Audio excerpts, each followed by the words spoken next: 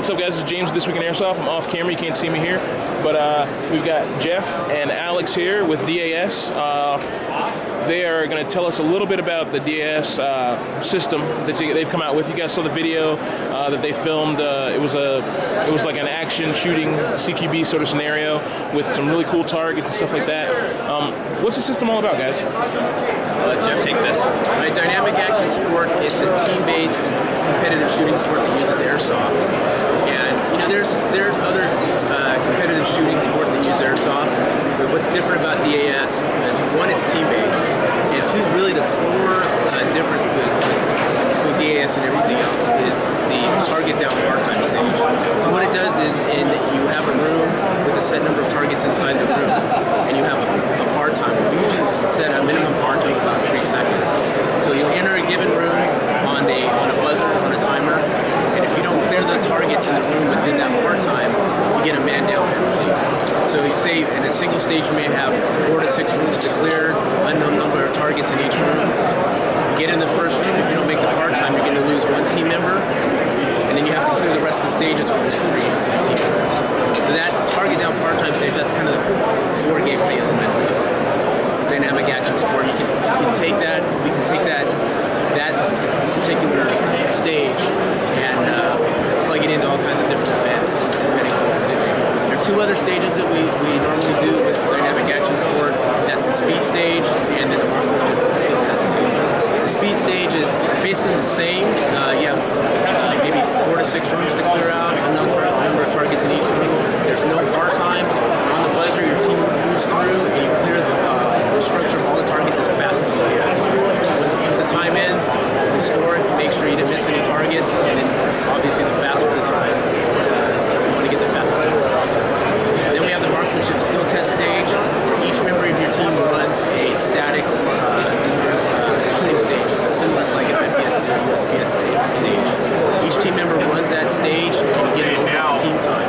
At the end of those 3 stages, your time's added together, and the team with the overall shortest time wins that stage. And then you can actually plug in, depending on how many teams you have running, you can just do 3 of those stages, or you can do it 2 or 3 more times, depending on how long you want the match to run and how many teams you have playing.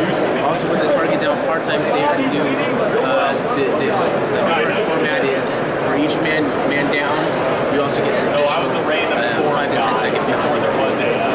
So the interesting thing about it is it really just comes down to the measurable sort of quantity of time, right? We always say, every second counts, right? So you do a target down part-time stage, you lose man or woman or whoever is the participant. And once you start losing players, that time gets added onto your overall score time for the entire event. So literally it comes down to every second counts. When you do a speed stage, not only your time for the entire speed stage, but if you leave any target still up because you're in such a rush, that adds up to this penalty as well. So even with the marksmanship skill test stage that Jeff was referring to, you might have 4 guys who are going to be tested individually. Cumulatively, that time's being added together. If you have 3 guys who are really, really strong, and then you have a 4th player who is not quite as skilled in those particular sort of stages, then what happens is that time gets kind of stretched out. So it's really about time, and that's it's using airsoft in such a way that you can measure it, right? Because sometimes you see force on force training, and you see guys playing against other guys, force on force competitions, and the limitation with that is that airsoft is a game of honor, which it absolutely is if you're playing on a force on force competition or a force on force game. And it's like if someone doesn't call their hits, then you have to have RSOs that are going to be able to say, was that person really hit or not? It's always going to be a question of contention.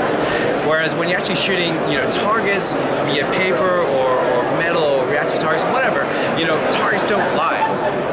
That's stuff that you can measure, and that's why it's really it's a great sort of leveling playing field. It's like you can keep things honest, and you can keep things in a very competitive way going in a very exciting arena. I love it.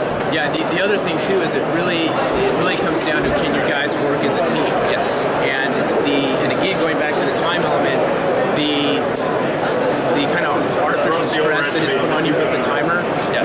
We both shoot real guns all the time. We shoot put yourself on a timer, it just naturally adds stress. Now you're on the timer with the target down part-time stage. You're on the timer, you're not only trying to get a fast time, but you potentially could lose a guy for the rest of the stage. So it really adds a lot of excitement and tension and fun stress for the participants. Like Alex said, it's really great if you have, every community has, their airsoft teams and they're competitive with each other.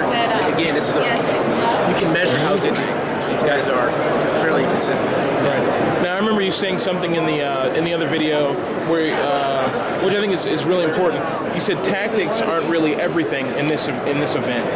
Right. So you might get better with with using tactics, but tactics aren't. It's not all based on. You're not graded on that.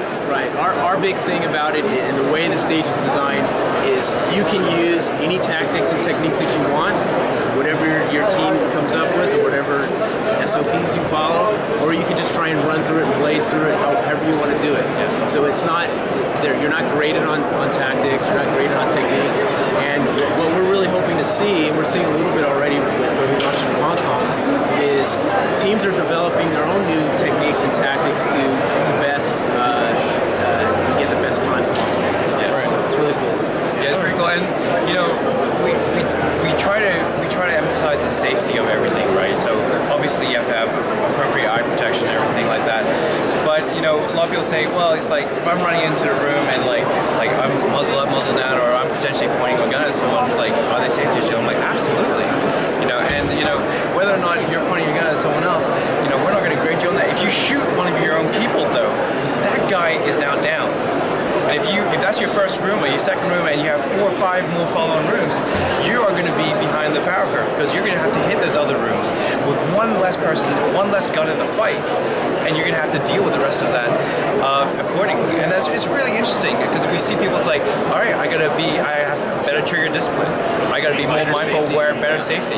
And also, it's like whether or not you use tactics is up to you, but if you are more formulaic and you have a little bit better in terms of, approach to approaching certain rooms, we see people who adhere to that actually be able to get shave time off the overall time, get further along in the competition without losing people, or in some cases not lose people at all.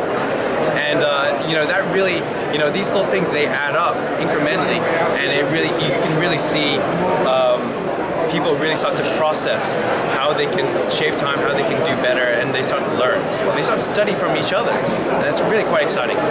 Very cool, very cool. All right, so when can we see this? When are you guys going to start rolling it out in the U.S.?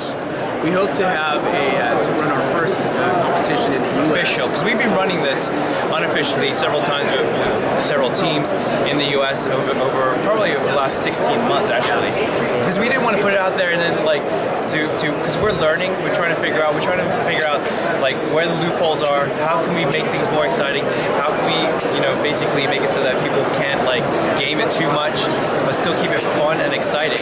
And so we've been running it on and off for probably a good 16 months because we've been working on this for a while, and we've been doing that unofficially. They had their first official one in Hong Kong like late last year, and it was a great learning experience for those guys, and it was they're still learning and they're still adapting, and we're still trying to improve it.